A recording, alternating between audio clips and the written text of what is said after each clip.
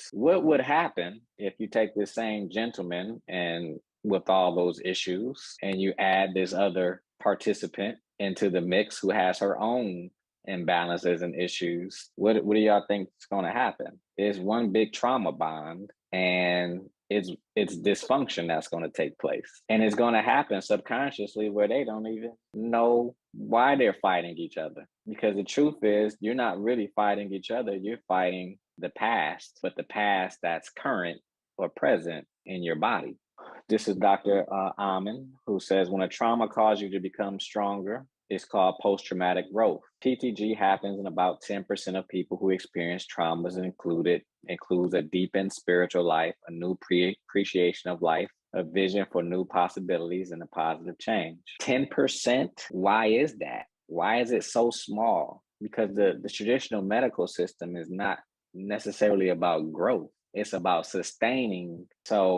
But post-traumatic growth is something that we all have the ability to grow. We all have the ability to grow from traumatic events, and but you need the right tools. You need the right understanding. That's why only so many people who experience it are able to grow from it. And because we don't have the right tools widespread and the understanding, even though it's starting to grow, this quote on the right, this is the reason why mental health issues would be the medical problem of the 21st century, no question. But yes, because we don't know how to regulate, we don't know how to reprogram, and so we stay stuck and we live. Whatever we experience, we just live like that and carry that to the grave with us. We don't have to. Let's go next. The second impact of trauma is So trauma comes back as a reaction, not a memory. It's not that you're remembering things when these triggers are happening. That's just the body's natural reaction to what it perceives as threat. Again, it's going to process everything in its being. And if it's anything that reminds the brain body of an event that it was not safe in, it's going to have a trigger, unless you start to, again, address the brain and the body and to dissipate the triggers. Now, this is Dr. Gabor Mate, and he's going to talk about the impact of trauma and addiction. Disconnect from other people. The second impact of trauma is you disconnect from other people. No, you just don't trust others. You feel very much isolated and on your own. So addiction is a very lonely kind of thing. Even if you use addiction to connect with other people, you're using it because you feel isolated. So there's a disconnection from other people, mistrust, and isolation. That's the second impact of trauma. Now, Dr. Gabor Mate has written a book called The Myth of Normal. And I did a presentation on that some years ago talking about that, because the idea that basically trauma is abnormal is a fallacy. Trauma is very normal and a part of our day-to-day. I mean, it's people on this Zoom right now that probably know someone who experienced something traumatic today, or even yourself. We experience trauma and it's a part of life. We just need better strategies for suffering. So this is one of my favorite clips from The Matrix, because as we look back at everything I discussed, the question is, are you seeing clearly? Next question is, have you really seen anything? Because when you look through a trauma lens, that's not you. The perceptions that you see life through, if trauma is at the forefront, if those are your lenses, trauma lenses, that's what I call it, awakening from the trauma matrix, that's not you. And people mistake that as being their personality. That's not you. That's just the suit, the technology trying to keep you alive. So this is when Neo first came out of the Matrix here on the movie The Matrix. Spoiler alert if you've never seen it. And he asked him, "Why do my eyes hurt?" That clip right there, if you don't know really what that means, that small clip, he said, "Why do my eyes hurt?" And Morpheus told him, "You never used them before," because he lived in this simulated reality that he thought was real. And it wasn't until they actually brought him out of that he was actually using his real eyes for the first time. This is why, again, I call it the trauma matrix. When you get the trauma patterns to dissipate and those triggers to dissipate, now you have space and you're able to see through a different lens, and that lens is going to be the lens of your real eyes and the first time you probably seen in your life. And this is something we have when people come into Inception.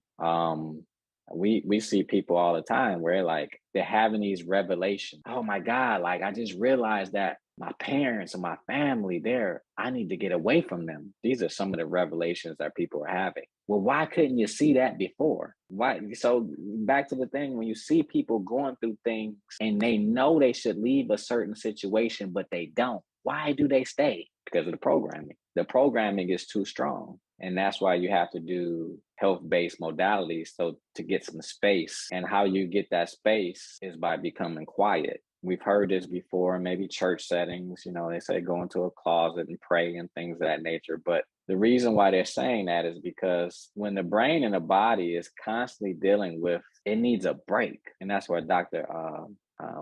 Einstein here is talking about the modern day nervous system craves disconnection. We have so much stimulus that's taking place on a day-to-day basis just from social media has created a monster. And even though it's just a resource, we don't know how to use that resource, just like we don't know how to use other resources, because our internal resources, we don't even know how to use. So when there comes other tools like the internet or social media, instead of using it in a resourceful way and becoming its master, it's become our masters. The same way food has become our master, the same way spending has become our master. Because the real truth is, if you just think about this, everything we're trying to do is to try to feel better. That's the basic thing. We're trying to feel better. When you think about anything that you want, I always ask the question, well, why do you want it? I say, well, I want it because of X, Y, and Z.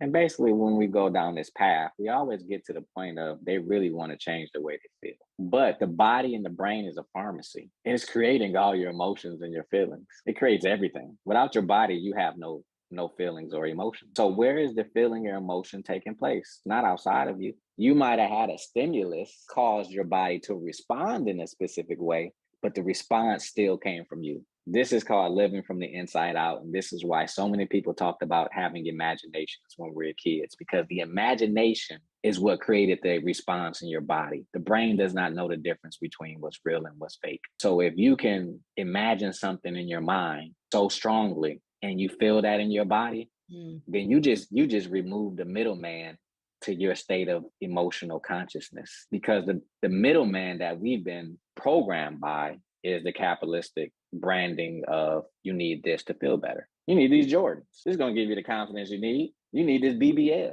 This is going to give you the confidence that you need. But the confidence, where does it come from? It's still coming from inside the body. So let's go next.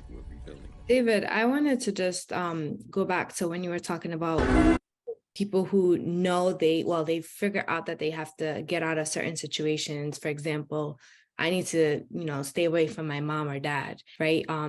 In situations where they are, negative triggers for them. So how about like when you have situations where, especially culturally, I know a lot of cultures, even if, the person is raised in a traumatic household, instead of dealing with the trauma, a lot of times culturally, they'll just sweep things under the rug. So like that whole idea of, oh, you're not going to be around mom and dad because they're a trigger for you. You can't do that. That's disrespectful. Never mind what you went through. So how do you deal with that? Like, how would you, what's the advice you'd give for someone that goes through something like that? Those are always the hard questions, because the thing is, creating boundaries will have you lose a lot of people, including family members. And that's always the most difficult thing, is one, creating boundaries for yourself and enforcing those boundaries. And it's really hard culturally when certain cultures don't respect boundaries, specifically from parent to kid. Like your boundaries, we don't care about that. Like I've seen that in so many different cultures where I'm like, wow, so it's really difficult. But the only answer is you don't have to do anything, first of all, but it's important to be understanding that this is your life, and you can't allow people to run over you. You can't allow that to happen. This is what you learn in therapy. This is just quick steps to therapy. You're going to learn that you have to become your own parents